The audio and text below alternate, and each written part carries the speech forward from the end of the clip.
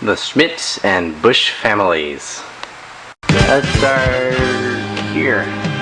Remember Mary Kay Letourneau? You know, the woman that got pregnant after raping her 13-year-old student? Yeah, child rape. She's the sister of Joseph E. Schmitz, who was a conservative lawyer and former Inspector General of the Department of Defense, and he's now an executive with Blackwater, who he refused to investigate and helped cover up a massive scandal there involving Boeing and all these guys. I'll explain that later. Their brother is John P. Schmitz. He was the former White House counsel until he was replaced by Fred Felding, who is George Bush's personal lawyer and now a lawyer for Blackwater. Fred Felding is actually countersuing the families of the 4 Blackwater employees who were found strung up on a bridge in Fallujah. The families wanted to know the circumstances surrounding that event, and Blackwater didn't like that too much, and so they're actually countersuing the families with Fred Felding and 5 other firms. This asshole is also on the 9/11 Commission. Yeah, no bias there. Bush's lawyer on the 9/11 Commission. John P. Schmitz was also involved with Iran-Contra back when he was an aide for Bush the First, Bush Sr., and he refused to testify to the Waltz Commission. Of course, Iran-Contra also involved Mark Rich, who I'm going to talk about later, and Lee Hamilton, who was also on the 9/11 Commission. He gave a room full of criminals immunity during Iran-Contra. Then George Bush Sr. pardoned another 6, and then Clinton pardoned some more, including Mr. Mark Rich, who we'll get to in a bit. So we have a rapist, 2 actually, a baby rapist and a child rapist, an inspector general who is the executive of a secretive mercenary group, and the former White House counsel who was replaced by a Blackwater lawyer who just so happened to also be on the 9/11 Commission and is George Bush's personal lawyer as well. Schmitz's father, John G. Schmitz, was a senator and congressman from California.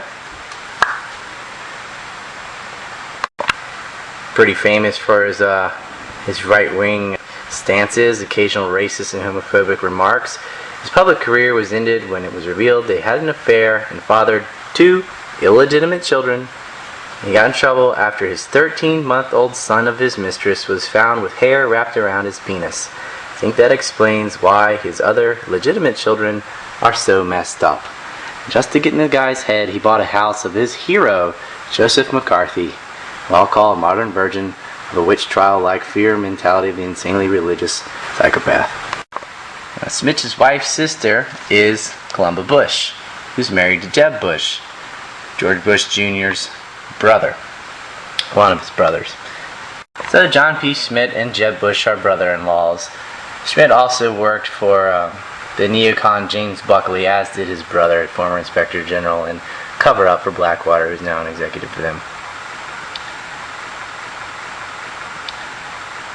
Jeb Bush, of course, is known to fly around on planes with drug dealers, and his brother Neil, of course, was caught with hookers and had investments, aka payoff, in the Ignite software from Russian oligarch Boris Berezovsky.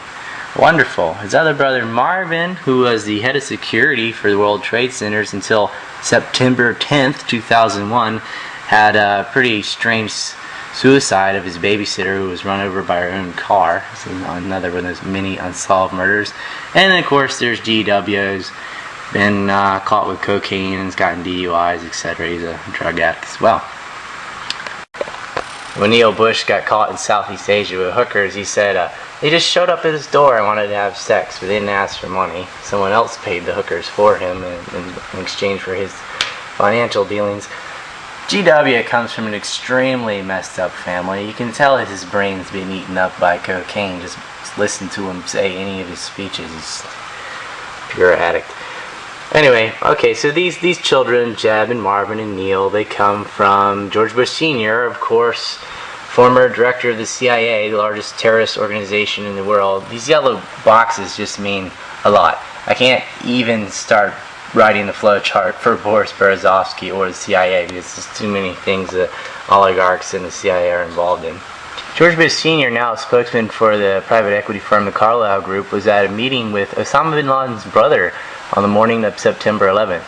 Ironically, his son Neil was set to have dinner with Scott Hinckley, the brother of John Hinckley, who almost made George Bush Sr. president. He came inches away from that.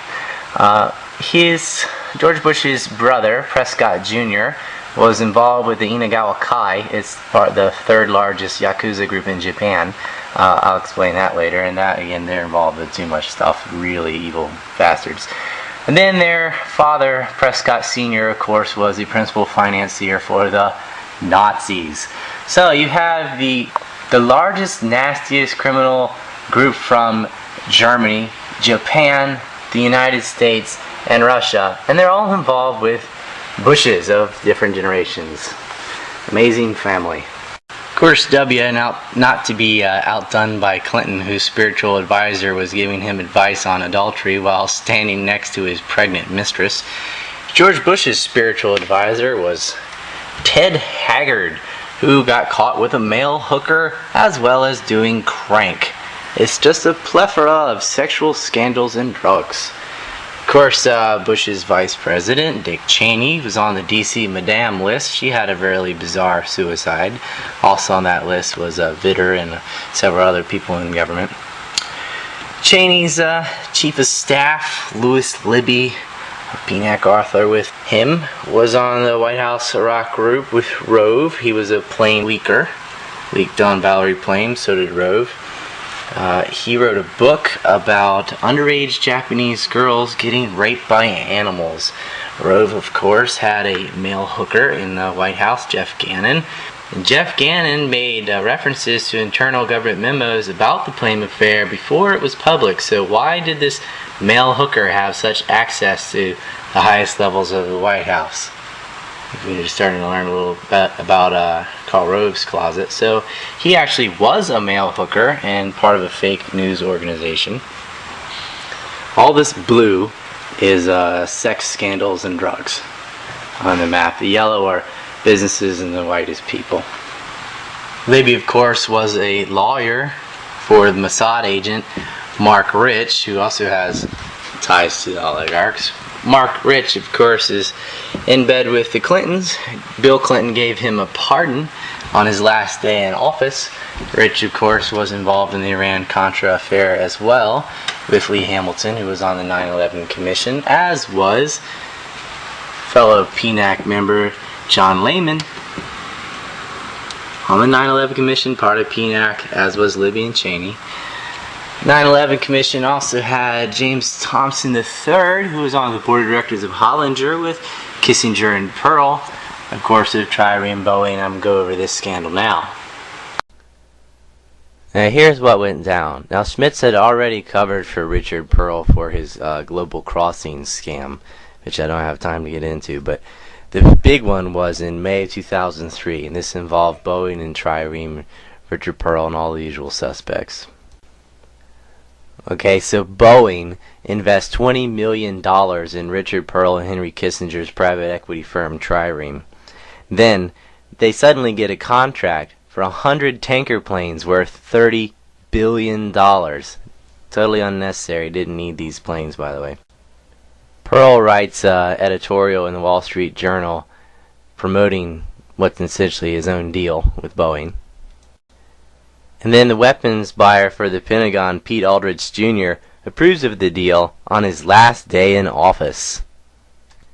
Senator John Warner of Virginia, he was the head of the Armed Service Committee, called it the most significant defense procurement mismanagement in contemporary history.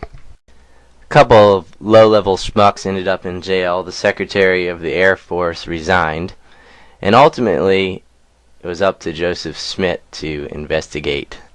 So Schmitz comes out with a report censoring all connections to any White House officials, and he even submitted it to the White House for review before he released it. It's like giving the criminals the paper and saying, will this be okay? Is this good enough?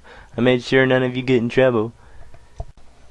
Schmidt also refused to investigate a case about human trafficking when KBR, that's Kellogg Brown and Root of Halliburton, had 35,000 third world nationals working for them in horrible conditions. This is a company that's since been caught an alleged rape of its own employees, drugging female employees who were in Iraq and gang raping them. What a bunch.